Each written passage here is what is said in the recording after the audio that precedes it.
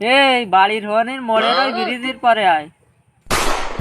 এই লাভ নাই, একে ঠাপ দিয়ে মাথা ঘুরিয়ে ফেলাই দিবানে। তোর জন্য আমার এখন গুনার ভাগ নীতি আসছে। এর মধ্যে লাভলি তো আমার 10 দিনও গাতে গন্ধ যাবে না নে। আমার মাসের আশেপাশে তো মানুষও বেরবেন না, আমি এর মধ্যে কিরম লাভবো? তুই লাইক বয় সাবান দিয়ে গোসল করিস না? ওই লাইক বয় সাবান আলারা ছোট মাসুম বাচ্চাকে ধরে ধরে মারে ফেলতেছে, ধরে ধরে গায়ে ভোম মারতেছে। তুই আজকে এই পুকুরের মধ্যে লাভ, তোর লাইক বয় সাবান দিয়ে গোসল করা। আর তোর মতো যারা লাইক বয় সাবান দিয়ে গোসল করে তাদের এই পোচাখানার মধ্যে ডুবোবো আনে আনে ধরে।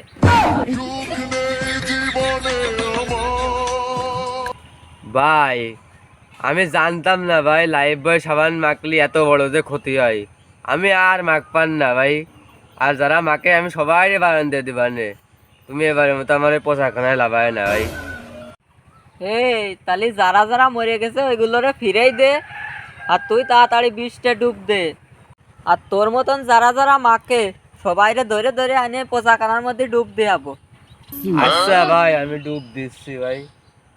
আর তোমরা যারা ওই লাইফ বয় সাবান মাখো, তোমরা আর মাইকে না। যা ভুল করেছো করেছো, আর বাড়ি যেটুক আছে ওইটুকু ফেলাই দিয়ে নে। আর বাংলাদেশে যেসব ওই যে সাবান আছে, ওই যে কেয়া মেরিল, ওইসব কিনে মেখে নে। ওসব আর লাইফ বয় সাবান আর মেখে না। এই তাড়াতাড়ি ডুব দে, ডুব দিয়ে গা দিয়ে মিছিলি যাইতে হবে। তাড়াতাড়ি আয়।